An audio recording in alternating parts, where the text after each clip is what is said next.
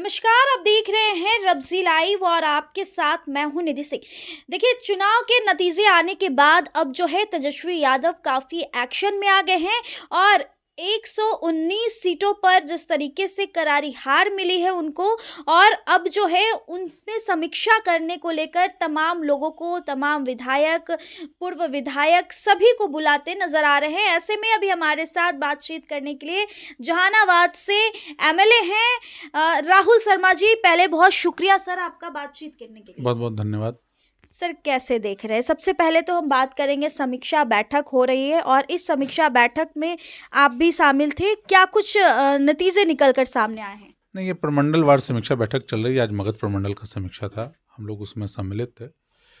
हर पहलू पे खुल के बात हुई। संगठन के स्तर पे, जो प्रशासनिक स्तर पे जो चूक हुई, जो प्रशासनिक स्तर पे जो गलत चीज़ें की गई, जो चुनाव आयोग के स्तर पे जो गलत चीज़ें हुई, इन सब चीज़ों पे बात हुई और उसको रिपोर्ट के रूप में बनाकर और हम लोग उस पर फिर फर्दर काम करेंगे।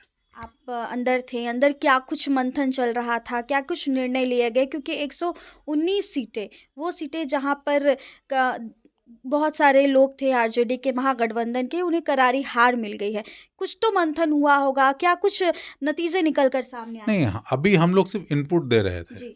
हम लोग अपने स्तर से जो बात थी रख रहे थे, वो उसको दर्ज किया जा रहा था और उसके बाद वो सेकंड फेज में वो सब काम होगा कि वो इन इनपुट को लेने के बाद उस पर जो समीक्षा के दरमियान में कहाँ से किस पॉइंट पे हम लोग उसको काम करेंगे, ये सब सेकंड फेज में होगा। अभी हम लोग सिर्फ अपनी अपनी इनपुट को दे रहे थे। उसके बाद वो हमारे बाद फिर जिलाध्यक्ष जो संगठन के लोग हैं उनके साथ फिर बात करेगी, पार्टी के जो तमाम बड़े नेता हैं वो लोग बात करेंगे, फिर उसके बाद इन चीज़ों पर काम होगा।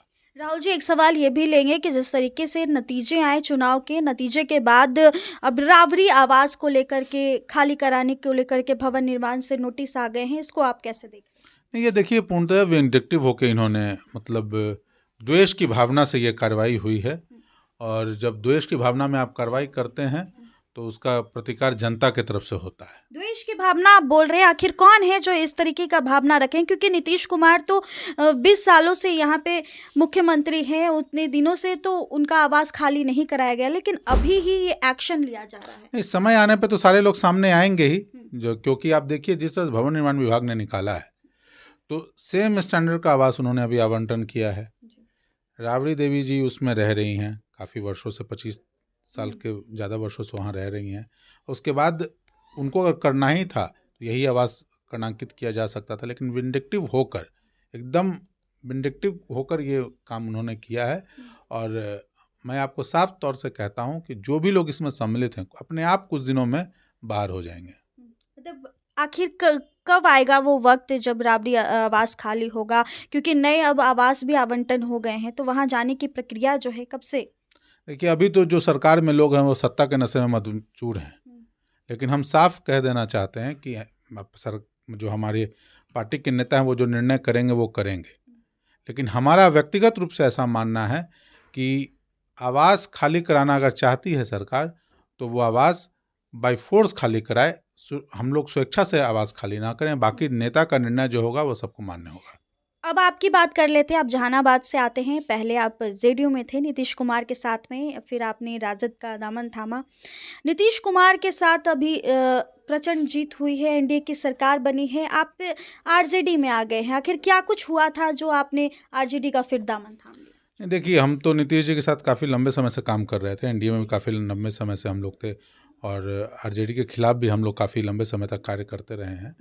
लेकिन विगत 5 वर्षों में जो ज़मीनी स्तर पे जो था, आप लोअर लेवल पे चाहे ब्लॉक हो, अंचल हो, जो करप्शन जिस तरह से खुमार है या जिस तरह से करप्शन का माहौल है, तो ये किसी को बर्दाश्त नहीं था, पब्लिक को बर्दाश्त नहीं था। अब तो सम्राट चौधरी काफी एक्शन में आ गए हैं, वो लगातार प्रेस कॉन्फ्रेंस कर रहे हैं और अपराधियों को नकेल कसने की बात कह रहे हैं। नहीं, देखिए, अब ये सब प्रोपेगेंडा चल रहा है, कहीं किसी पे कोई नकेल नहीं है। आज भी परिस्थिति वही है। मैं कल क्षेत्र में रात में लौट रहा था और 3 लोग लूट की घटना के शिकार थे। हमने तुरंत थाने को वहाँ भेजा। तो अगर सुरक्षा अगर हो गई है तो ये घटना क्यों हो रही है? मैंने कहा विगत 5 वर्षों में घटना चाहे अपराध के क्षेत्र में हो या करप्शन के क्षेत्र में हो, क्योंकि जो करप्शन का माहौल है बिहार में, ये कहीं ना कहीं सत्ता के केंद्र पटना से जुड़ा हुआ है। और जिस तरह का मंत्रिमंडल बना है तो कहीं ना कहीं नीतीश जी भी ये दिखाते हैं कि वो इस चीज़ को बरकरार रखना चाहते हैं कि जो लोअर लेवल पे, ब्लॉक पर, अंचल पे 500 रुपया, 5,000 रुपया का जो तहसीली हो रहा है वो बरकरार रहे। और इसी के खिलाफ हमने जाकर उनके खिलाफ बगावत भी किया था, और वो तो हम मुझे टिकट दे भी रहे थे।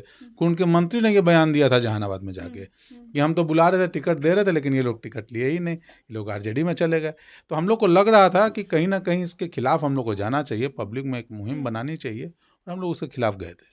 चलिए, बहुत शुक्रिया। तो हमारे साथ अभी बातचीत करने के लिए जहानाबाद से एमएलए राहुल शर्मा जी मौजूद थे, और इन्होंने सीधे तौर पर जो समीक्षा बैठक हो रही है, राबरी आवास खाली कराए गए या फिर जेडीयू से आरजेडी में आने की, इन्होंने पूरी वजह बताई। अब बने रहे हमारे साथ, तब तक के लिए बहुत बहुत